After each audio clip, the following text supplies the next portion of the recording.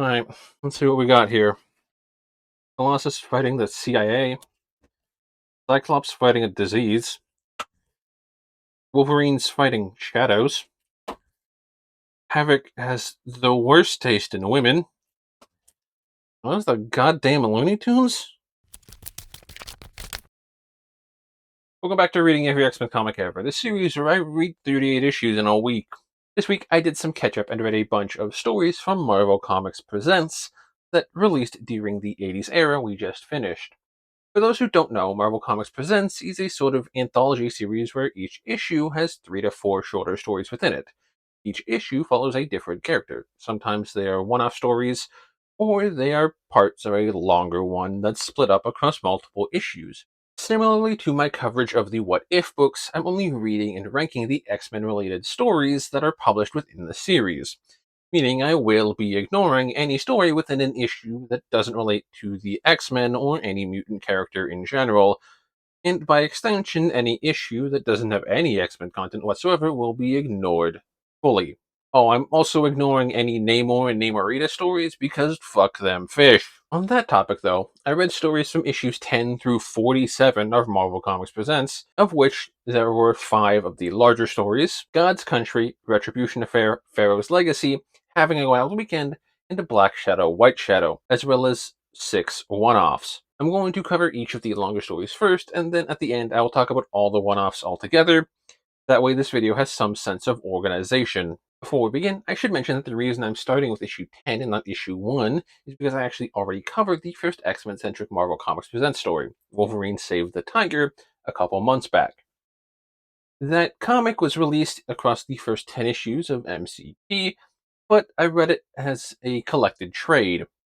I would have actually preferred to read all of these longer stories in a collected format like that, but unfortunately, most of them didn't get collected on their own, and those that did, I couldn't find copies of online.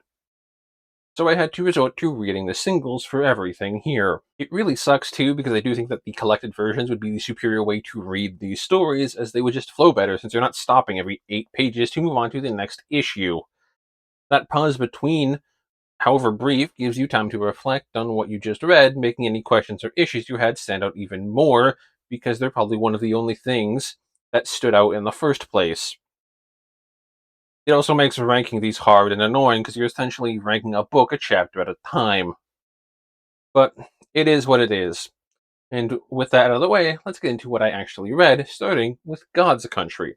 God's Country, or Colossus God's Country, as it is commonly referred to, follows our titular problematic Russian hero as he protects a family from a group of rogue CIA operatives after they accidentally witnessed an assassination. I actually enjoyed this one more than I expected to. There's a lot of political commentary here, especially around the press and how easy it is to manipulate, and also how the US and Russia are, at least at this time, two sides of the same coin when it comes to how they treat their citizens. I really liked a lot of the side characters too. Bruce, the father of the family, was a great foil for Colossus, being so stubborn in his love and belief in the USA.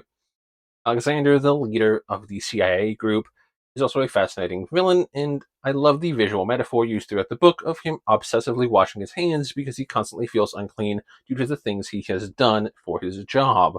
The other characters we meet, like the mother, the kid, the grandfather, and number 6, were all pretty good too, and added interesting dynamics, although the grandfather dying at the end felt really weird.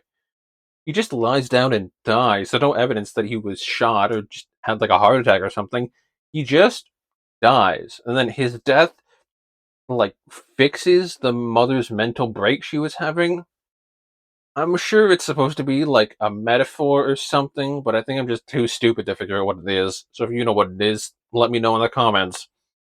The ending itself, beyond that, did feel a little rushed, but overall it was still a pretty good read, especially for Colossus's real first solo story. Next up is the Retribution Affair, which sees Scott arrive on Muir Isle at the request of Banshee and discovers a plot by his old nemesis Master Mold / Stephen Lang, who has taken control of Moira and uses her to create a virus that will take out mutant kind. It's a blast. It's very much less political and a little less serious than the previous one, but it is just really fun. It also explains how Banshee got his powers back. I will say, I was a little shocked to see Steven again. Well, I guess this isn't actually Steven. just a sentinel who has a copy of his brain patterns. The same difference, really, when it comes to comics. Chronologically, we last saw him back in X Factor when Scotty was going nuts looking for Maddie in Alaska. However, the last time we actually saw him was in Uncanny X-Men when he tried to take over Nimrod and was forced through the Siege Perilous, which I completely forgot that was him. Regardless, X-Men fighting bigoted robots is always a good time, and this one is no exception. Plus, it had the added bonus of Conscience, who is essentially Master Mold's assistant that he created and holds the emotional part of Stephen Lang's mind, whereas Master Mold holds the logical side. This totally doesn't backfire on Master Mold.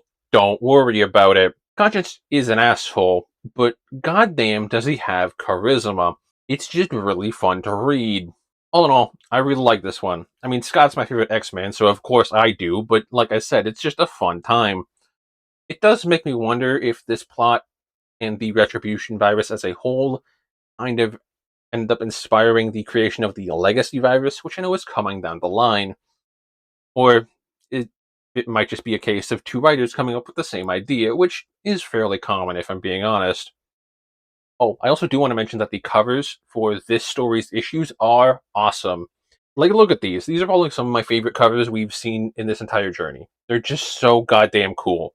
Unfortunately, however, the streak of both good covers and good stories ends about as fast as it began, as we are now at Pharaoh's Legacy, where Havoc continues to have just the worst luck with the women and has to fight a cult devoted to his old adversary, the Living Pharaoh. Bit of backstory first, because it's been like over a year since we last encountered the Living Pharaoh, or at the very least, it's been that long since we covered his debut. The Living Pharaoh is a guy named Ahmet Abdul who dresses like a stereotypical pharaoh and in his first appearance kidnaps Alex Summers for reasons. It turns out that Pharaoh and Havoc's powers are linked as both of them are powered by cosmic rays. Essentially, when one of them uses their powers, the other one weakens. Also, I should mention that Pharaoh's powers is that when he gains enough of this power, he turns into a giant called the Living Monolith. Currently, the Living Monolith is a living planet after being ejected into space thanks to a moment of clarity, which all happened in a book I didn't read. However, the cult he formed around himself, unfortunately, is still here. This story has Alex save a woman who's trying to escape the cult named Layla O'Toole. The two fall in love, she gets taken back to Egypt by the cult, he follows them, fights in the arena to save her, and it turns out she was in on the whole thing to begin with, and is actually the niece of the living pharaoh himself, and has a similar power set of being able to absorb Havoc's energy. Hey, Havoc, buddy, no more romantic relationships. You're cut off. You are 4 for 4 on them ending badly. First, you had Polaris, which I'll admit was going well for a while until you joined the X-Men and died, and she got taken over by a sentient necklace. Then you had Madeline, your brother's ex-wife, who turned out to be the clone of his longtime girlfriend and was corrupted by literal demons, who then died and her psyche was absorbed into said girlfriend. After that, you had Scarlet in the Meltdown series, who was a double agent that got atomized by her boss. I'll admit that ending was not your fault, but you still fell for her in the first place. And now you have Lila O'Toole here, or as she calls herself, Plasma, which really doesn't keep with the Egyptian theming going on. Wait, never mind, you're 5 for 5, because I just remembered you had a relationship with one of the Geonosian magistrates during Extinction Agenda, which does technically happen after this one, but I can't imagine it continues after you get your memories back, so I'm counting it. The story itself here is fine, but not nearly as good as the previous stories where it doesn't do anything that offensive, it's just a little predictable is all, and the fact that it's broken up across multiple issues really doesn't do it any favors. It's probably the one that gets hit the worst by this multi-issue format, and unfortunately it's the first of these stories that doesn't get collected in its own. Our penultimate multi-issue arc this week stars Excalibur in Having a Wild Weekend. This one is insane, and while I did enjoy it, I probably would have enjoyed it more if it wasn't for the jackass behind the entire thing. Excalibur gets jumped by the loonies, captured, and are tortured via the most blatant pop culture references I've ever seen thus far. Until, of course, Kitty breaks them free, and the entire thing is revealed to be a plan by fucking Arcade.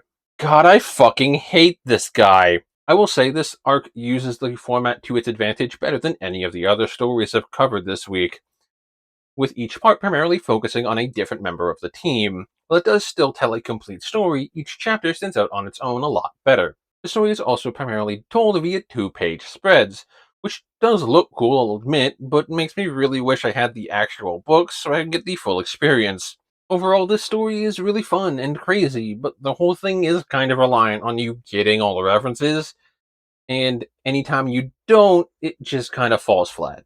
This brings us to our final large story, Black Shadow, White Shadow. This story stars Wolverine as he heads to Hong Kong to do some business, but runs afoul of a couple of giant shadows that are fighting each other and atomize everything in their path. The journey to stop them leads him to find a depressed, mentally unwell mutant who turns out to be the culprit. This is probably the strongest of all five longer stories I've covered this week, but it doesn't quite hit the same level as Save the Tiger for me. It has some really strong moments and messaging, hitting on topics such as the importance of family and the effects of loneliness and depression, but the parts in between those moments aren't quite as strong as I would like them to be. However, this book did make me learn a bit of history about Hong Kong, and that it isn't just a city in China, but actually its own city-state with its own government. And at the time this book was written in 1989, it was actually a British colony. Who says comics aren't educational? Before we wrap up, I will quickly go through the 6 solo stories I read. Maiden Phoenix has Jean find the remains of a young child who died in the Mute Massacre. Dreamwalk sees Longshot attempt to dreamwalk. It doesn't work. Suffer a Wolf to Live focuses on Rain, who gets whammied into staying with a tribe of mystical wolf people for a bit. The dreaded Deadline Doom is Sunfire stopping a doomsday device. Forced Fed is all about the Freedom Force, rescuing Senator Kelly from a band of drug dealers. And Hello Little Girl Is Your Father Home follows Siren as she fights off Ireland's newest superhero group, who are looking for her dad. I don't really have much to say about any of these. At their worst, they are fine. Mostly, they are just solid short stories. The one that really stuck out to me, though, was Forced Fed. We've never really gotten a story where the focus was purely on the Freedom Force, which is a shame because that story kind of sold me on what that one would be, and it would be really fun, and almost serve as kind of a Marvel version of DC's Task Force X.